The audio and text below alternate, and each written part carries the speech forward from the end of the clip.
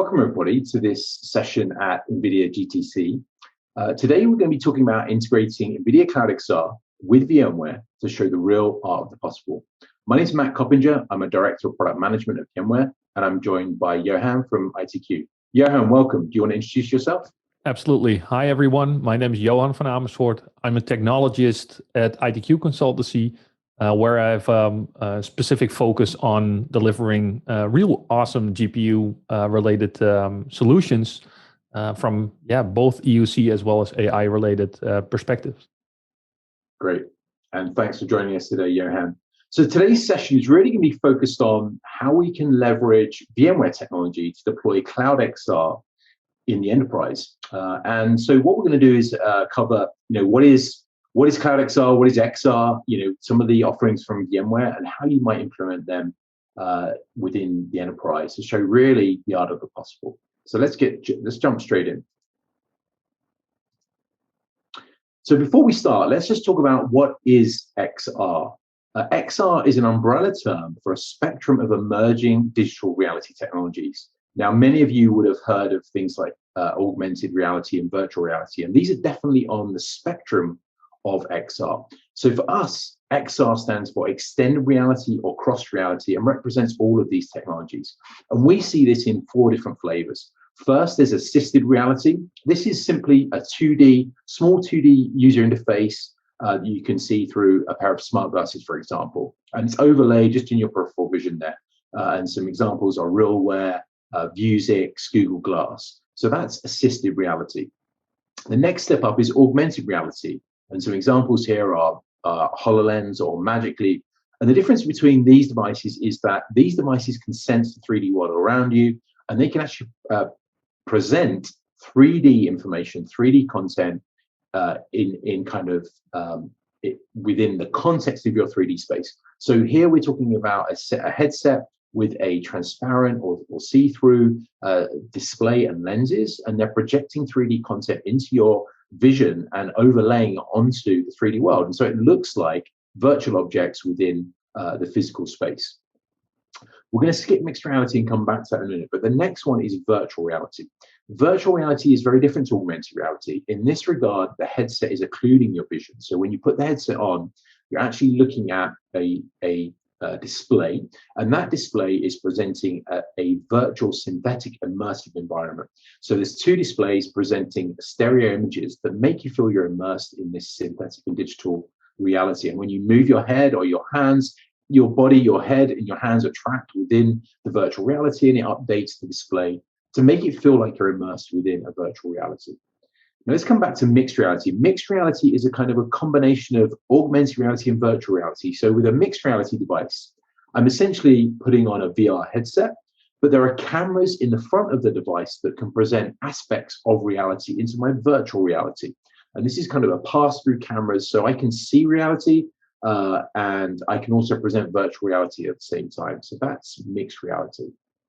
Now, XR is being deployed in the enterprise. This is not just a gaming technology. There are some fundamental game-changing use cases in the enterprise for XR, specifically for frontline workers. So we're using virtual reality, for example, for immersive training. And this is a very, very effective training tool. It's digital, it's scalable, it's repeatable, it's measurable, and it's very, very effective.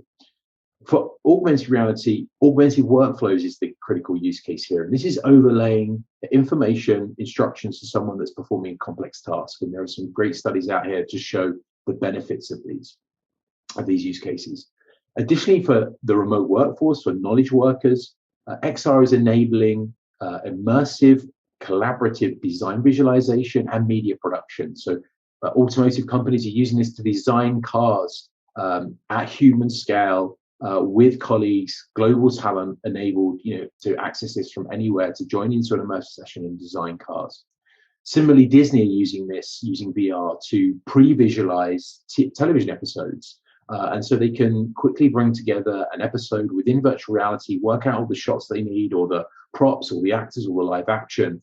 And this really saves time and cost when it comes to media production. And of course, what we're also seeing is a huge number of ISVs entering this market to offer content applications for enterprise XR, everything from medical to manufacturing, immersive training, automotive, architecture, and entertainment.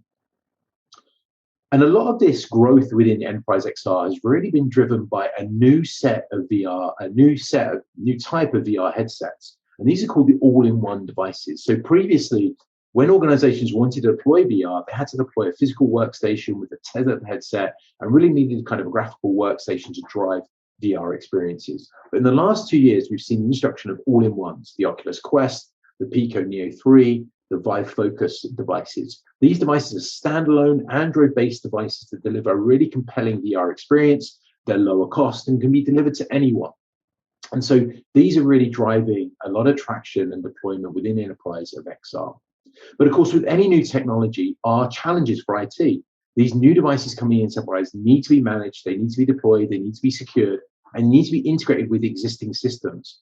So there's a whole bunch of challenges. And of course, in the last few years, we've seen some traction in the enterprise, but companies have really struggled to deploy this in production. The devices are often coming from the consumer space and so are not enterprise ready. And so these are all the challenges that IT face. And so VMware offers Workspace ONE UEM. This is our market leading device management solution or unified endpoint management solution that really enables these XR devices in the enterprise. They enable, Workspace ONE enables streamlined onboarding, simplified app deployment, so you can push apps and content to these devices, complete lifecycle management, so we can stage the devices, we can push device profiles, we can set up Wi-Fi and certificates, and all of the things that you'd want to do. We can manage the device remotely, do remote wipe, obviously deploy applications remotely, etc., etc. And from a day two perspective, once these devices are deployed to users, we can offer remote worker support. So we can actually connect to the device and see what the user is seeing and offer support through that way. And we support a number of different devices, from assisted reality to augmented reality to virtual reality. And some of those vendors are mentioned here. But what we've announced recently at VMworld in the last few weeks is the introduction of something called Workspace ONE XR Hub. And this extends our Workspace ONE experience to XR devices from a user perspective. So typically we would use Workspace ONE UEM to manage the device and provide that administrator experience for these devices. But Workspace ONE XR Hub is an application deployed to the headset that delivers a user experience from a Workspace ONE perspective. So we can lock the device down into a unified app catalog experience, a launcher experience, a kiosk mode, if you like, so that the first experience the user has is a very simple and secure enterprise experience. They can log in with their corporate credentials or any other authentication mechanism that we support through Workspace ONE, multi-factor authentication, for example. We support single sign-on. Once they log in, they see the applications, the corporate applications that have been deployed to the headset or are available to them. We also support things like shared device checkout. We can customize the experience. You can actually see behind me in my video here is an example of a custom launch environment in virtual reality for Workspace ONE XR Hub. And of course, the final key piece that we offer is being able to access CloudXR based applications from Workspace ONE XR Hub. And we'll obviously get into the details of that a little bit later on. So what I want to do now is show you a quick video of Workspace ONE XR Hub in action. So the key piece to Workspace ONE XR Hub and Workspace ONE UEM is that you can deploy and manage XR devices from the same console that you manage all your PCs and mobile devices. And you can see here a number of VR devices that are being managed by Workspace ONE UEM. We can push device profiles down to secure the device and do things like Wi-Fi configuration, passcode configuration and things like that. We can also push applications and content from Workspace ONE down to the device remotely. For example, here we're pushing down XR Hub. So one of the key things here is that the device needs to be enrolled in Workspace ONE. So once you've set up everything in Workspace ONE, we then enroll the device by launching our agent on the device, enrolling the device into Workspace ONE, and from there it is automatically configured by Workspace ONE UEM. All the profiles and apps are pushed down. So we're pushing down XR Hub to the device, configure it in kiosk mode. And so when the user launches, powers on the headset, this is the first thing they see. This custom branded experience with a full virtual keyboard, a login experience, a custom tutorial that you can create. You can customize the artwork on the walls, the logos, the background, and we're even working on customizing the entire 3D environment. So here a user is logging in using RSA, multi-factor authentication to log in. On the very first use of this logging in, we're actually going to check the device out to the user. So we're going to ask them to set a PIN code and verify their credentials. And from there on out, the user can actually access this using single sign-on as long as they know the PIN code. So because it's a kiosk mode app, we present a number of system level functions there. And of course, their complete app catalog. So they can access all the different categories that are published through Workspace ONE.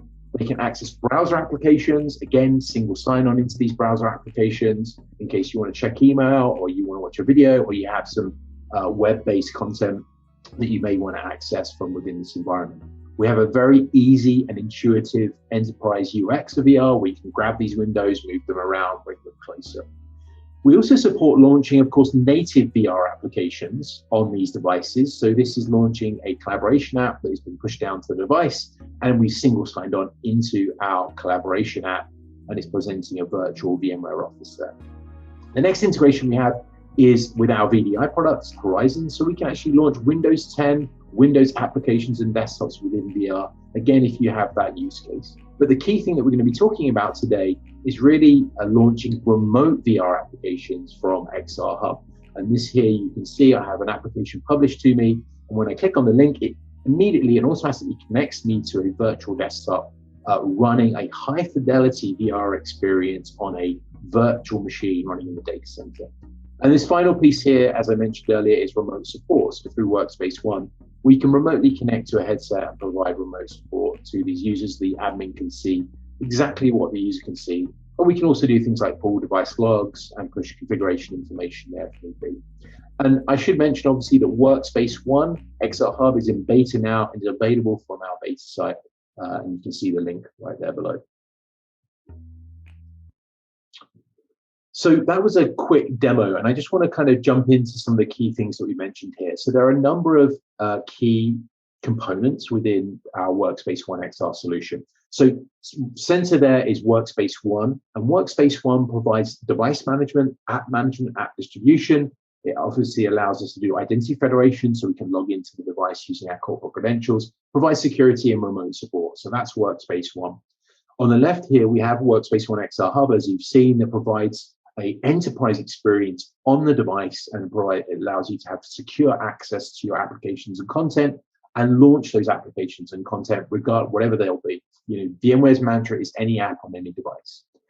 And so in the bottom right here, what you can see is a typical VMware VDI deployment based on VMware vSphere and VMware Horizon with NVIDIA GPUs we have in the data center. Lots of people are doing this today, is running virtual desktops in the data center.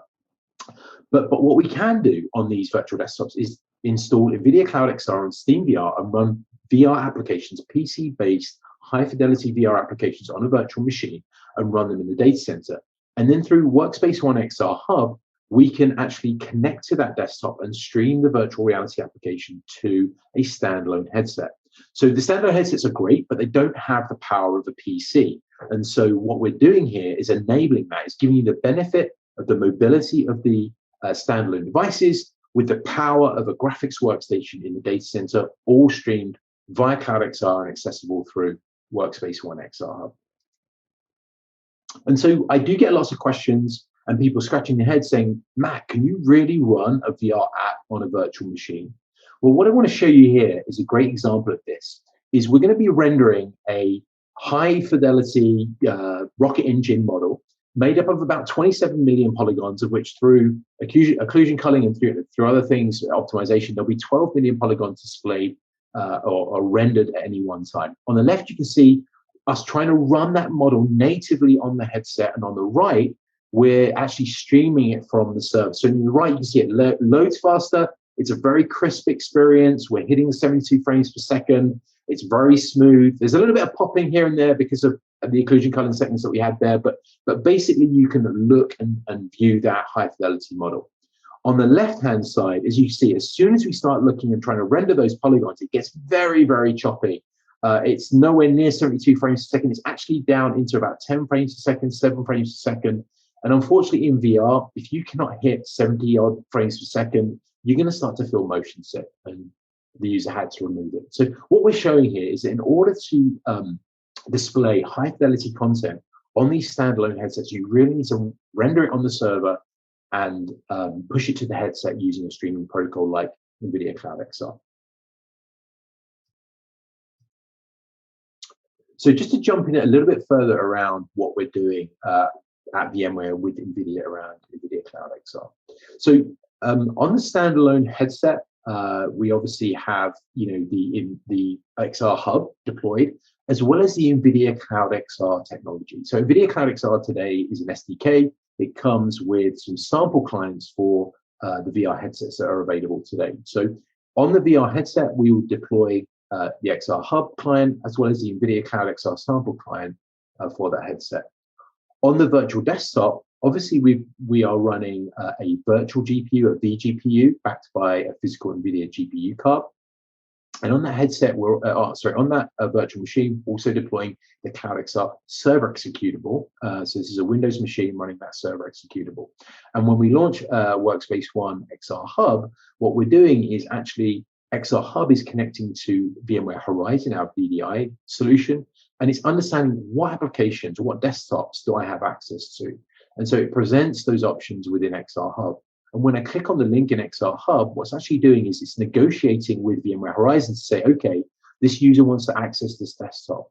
So VMware Horizon will then power on the virtual machine, log the user in using single sign-on, fire up Steam VR and the VR application, and then XR Hub will connect with the CloudXR client, and the CloudXR protocol.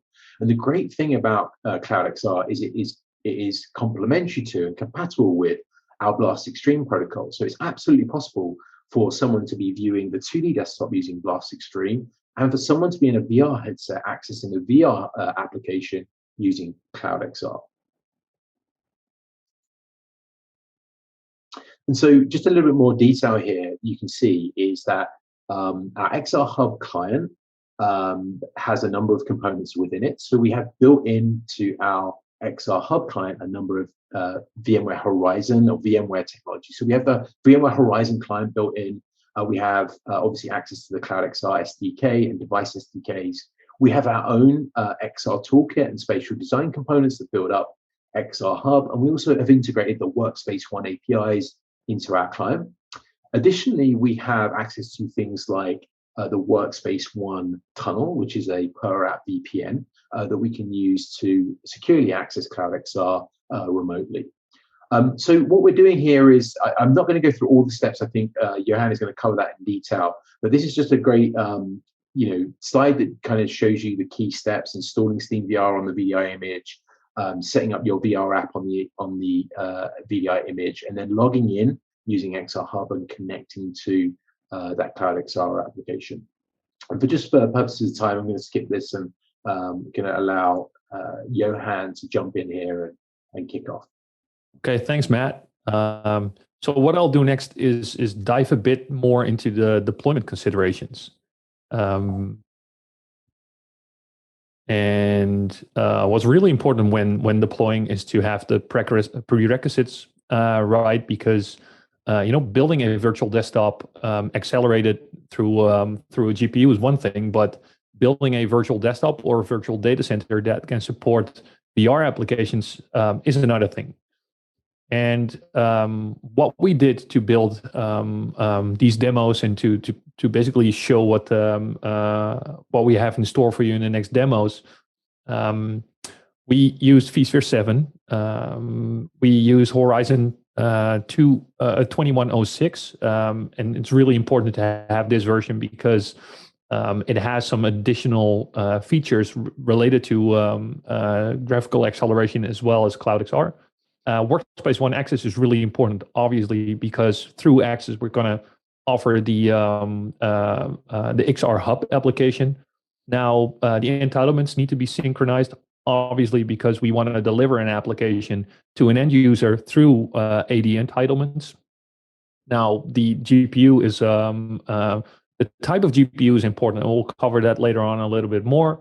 And obviously, because we're using a wireless HMD, so a head-mounted display, a standalone one, you want to have a fast Wi-Fi connection, preferably 5 gigahertz, and even more, if possible, fast, reliable, maybe even like QoS implemented to avoid latency and motion sickness.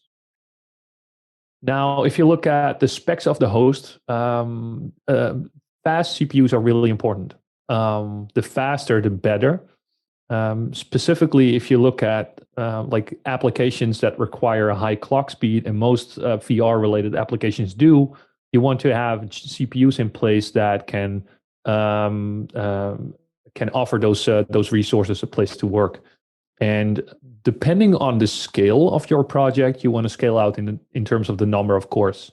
So the more cores, the better, obviously, but it also depends on the type of scale you want to run. So if you want to run like four VMs on a single platform, you need to take those scalability numbers into account.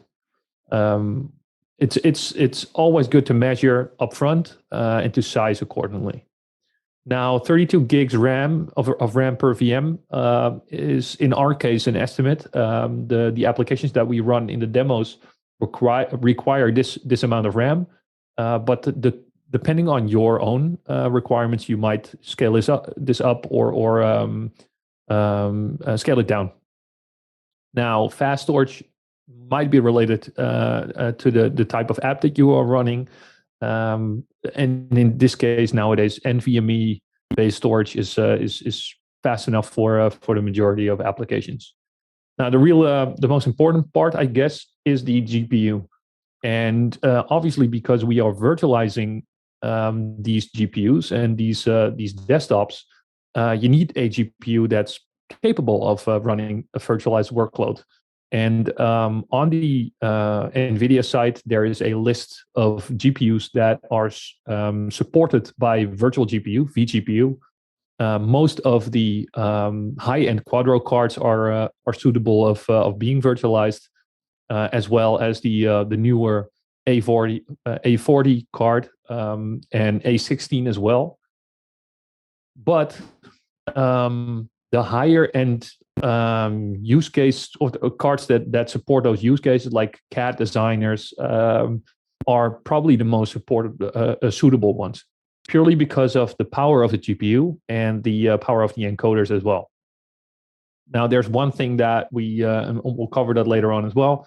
That's really important to know, is that a VR session will use or requires more encoded frames because an HMD has 2 displays. So for every session that CloudXR runs, you probably, or you need double the amount of encoded frames on a card, which might limit the density.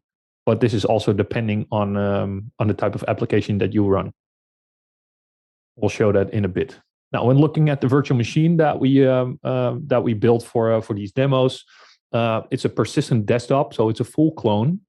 Reason being that the applications that we run don't really support non-persistency.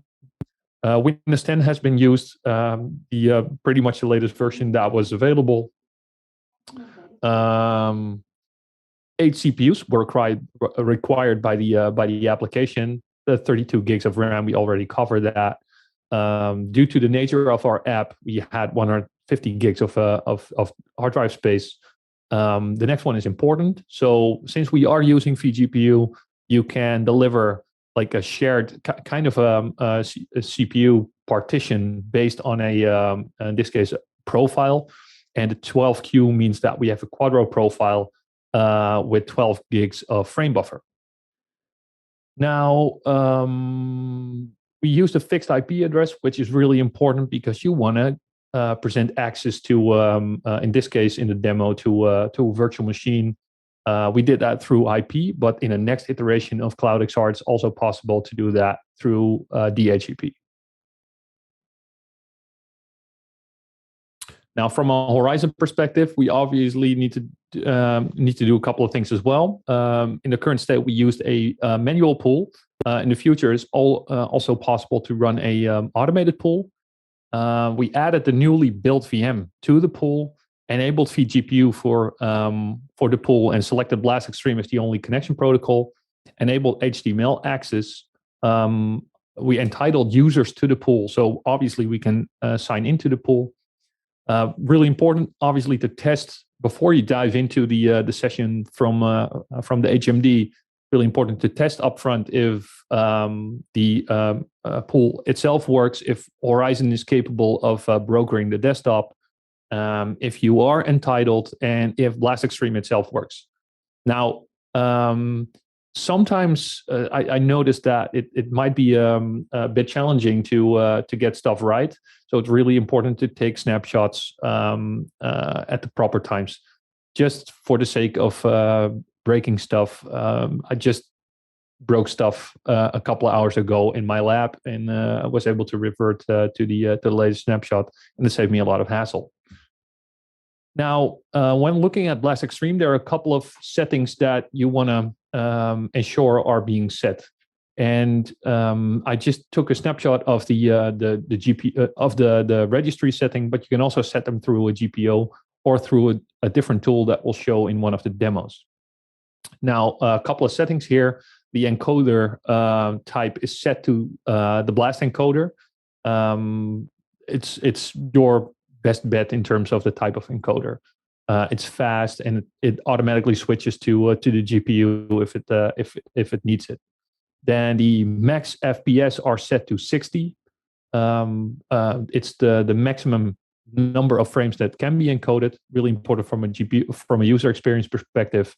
And if you look at the min QP and the max QP, are the minimum quality type that are being broadcast to the end user. 10 and 15 are in our tests the best in terms of offering a great user experience, a great quality, but also still have a little bit of compression and reduce the amount of bandwidth that is required.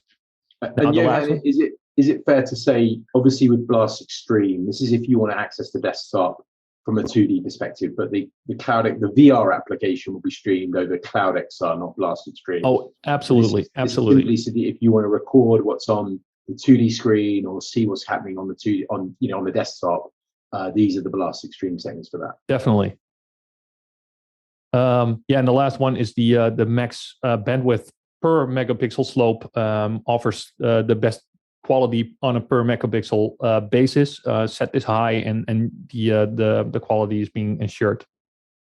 Now, if you want to know more about these settings, you can check out this TechZone article, which covers it in even more detail.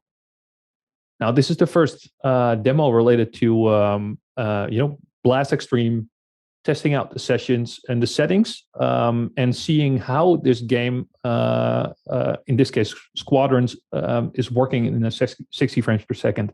The tool that you see here is Remote Display Analyzer, which lets you dynamically switch between settings, adjust settings, and see what the impact is from a user experience perspective. So now it's set to 60 frames a second. Blast Codec is enabled. And the QP values are set to 10 and 28. And you saw in the demo that it was pretty smooth. It runs pretty well. If you want to adjust those settings, you can dynamically do that, and settings will be adjusted in the session in real time. Now, the next step, because now we validated that everything works, the next step is to actually apply or to download the CloudXR SDK. It's in public beta. Which means that you need to apply for access or apply to download the SDK, and you can do that through this URL. Okay, then we have the SDK available. Then we'll sign into the virtual machine. The virtual machine that we built, we were able to access. The next thing to do is to install Steam and create an account. Then from Steam, install Steam VR. So Steam VR is basically an application from within Steam that you can install. The next thing to do is to install the CloudXR server that you downloaded from the SDK. Install it in the virtual desktop, and then enable CloudXR to start at Windows logon. Really important.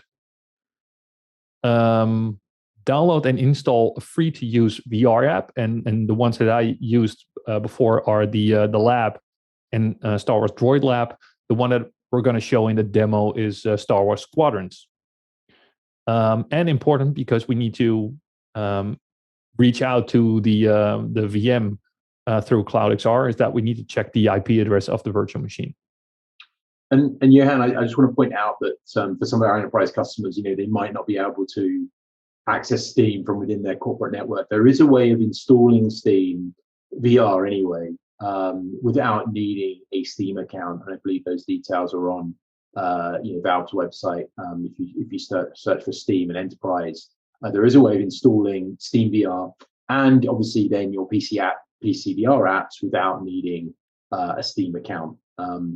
And the other point I would point out is obviously for this demo, we're using a fixed IP address, but in future iterations of XR Hub and CloudXR, this will all be automated. So today, right now in the existing beta, you do need the VM's IP address, but in future iterations, that will all be handled through VMware Horizon and XR Hub.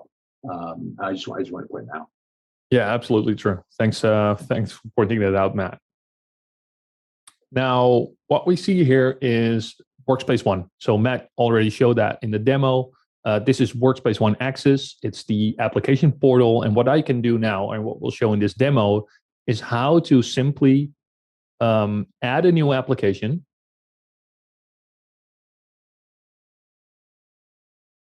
As a web app. Give it a name.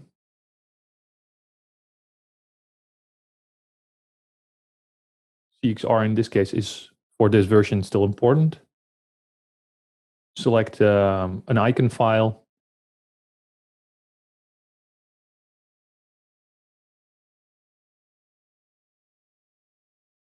And we'll hit next. Then the authentication type is changed to application or web application link. And this is the reason why it's important to note down or to write down the IP address. This is the actual IP address of the virtual desktop. And this is super useful, right, for CloudXR apps not running on Horizon, right? If you have something on AWS or some other physical machine, you can publish the CloudXR application, right, using Workspace ONE Access. Absolutely. Now, because of the way I federate my accounts, I added two entitlements to my application, and this is basically it. So now we added an application to Workspace ONE Access and assigned the end user to use it.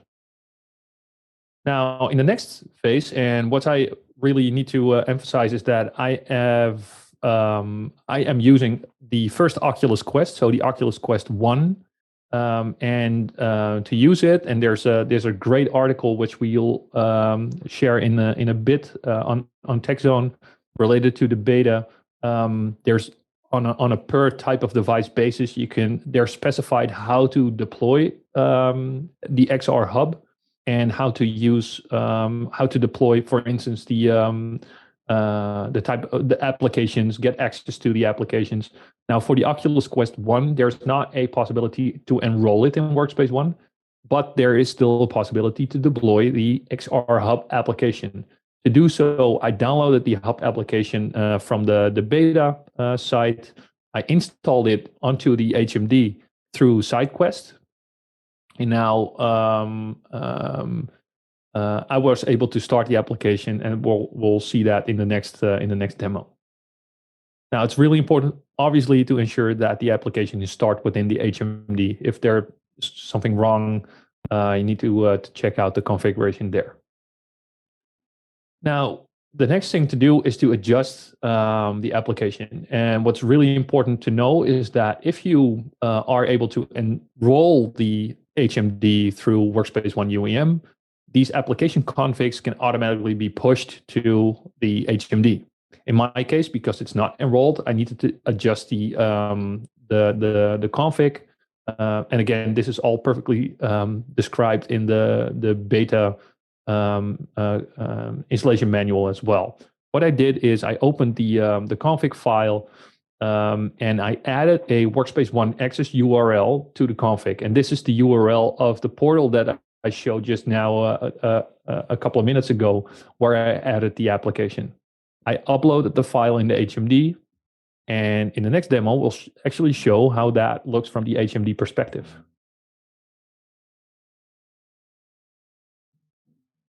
So you can see where in the HMD, we started the XR Hub, and we were able to just start an application.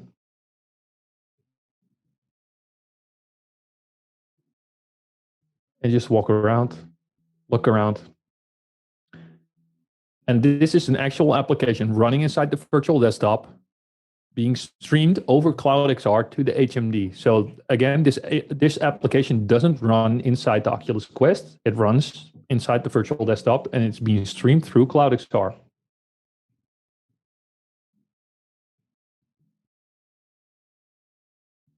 And it runs perfectly smooth. Yeah, and obviously in your particular demo, Johan, you had set up the Star Wars Squadrons app, and in this particular video, we're showing the body VR experience, right, which is an educational experience which we published to Workspace ONE through Workspace ONE and access through XR Hub. Yeah, and what's really important to know is that you just saw a controller passing by, and CloudXR doesn't only offer just a graphical engine of the, let's say, the offloading of the user experience. It also fully supports redirecting of the controllers.